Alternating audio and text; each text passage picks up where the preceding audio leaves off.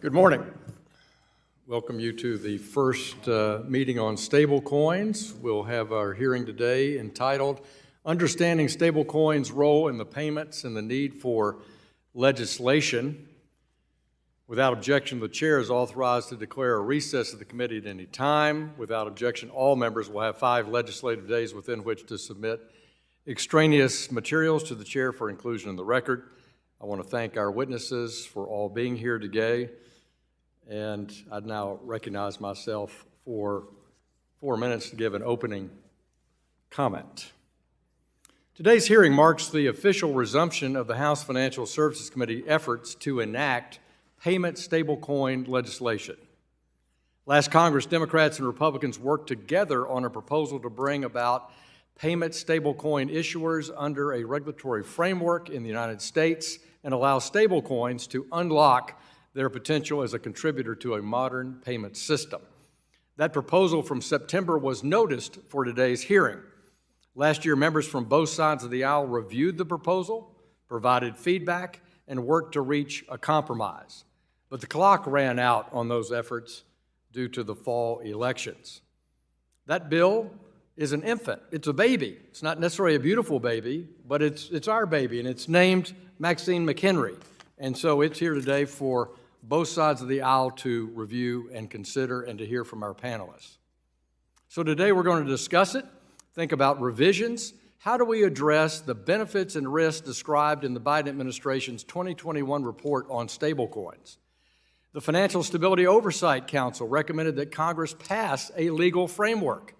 And Chairman McHenry and I are committed to working across the aisle to pass payment stablecoin legislation, and we're hopeful that members in this room on both sides of the aisle will build on the foundation of that work. Luckily, we've made significant headway with the proposal that we've noticed. By requiring payment stablecoins to be backed one-for-one by high-quality liquid assets held in reserve, the proposal mitigates run risk. The legislation also requires stablecoin issuers to comply with redemption requirements, monthly attestation and disclosures, and risk management standards. These are just a few ways that this legislation establishes strong, much-needed consumer protections in this area, just as Ms. Reynolds-Hands outlines in her testimony today. However, there's more work to be done. It's my goal that our payment stablecoin legislation will provide different ways for issuers to maintain and come into compliance. I believe innovation is fostered through choice and competition, and one way to do that is through multiple pathways to become a stablecoin issuer, though with appropriate protections so we prevent regulatory arbitrage or a race to the bottom.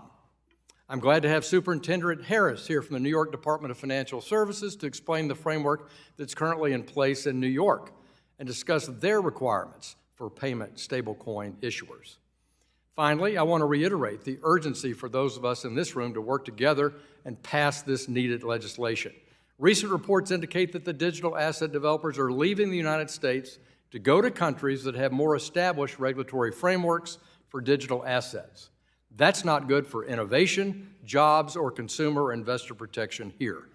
The ongoing turf war between the SEC and the CFTC over digital assets is also just unhelpful, but it's also unsustainable.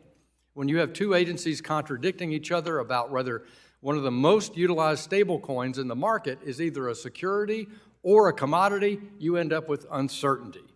Federal regulators have made it abundantly clear that without an act of Congress, they will continue to interpret their authorities broadly, even when in direct contradiction with each other. That's why it's time for Congress to act and pass legislation to establish a regulatory framework for payment stablecoins. We look forward to hearing from our witnesses, and I look forward to picking up where we left off last fall.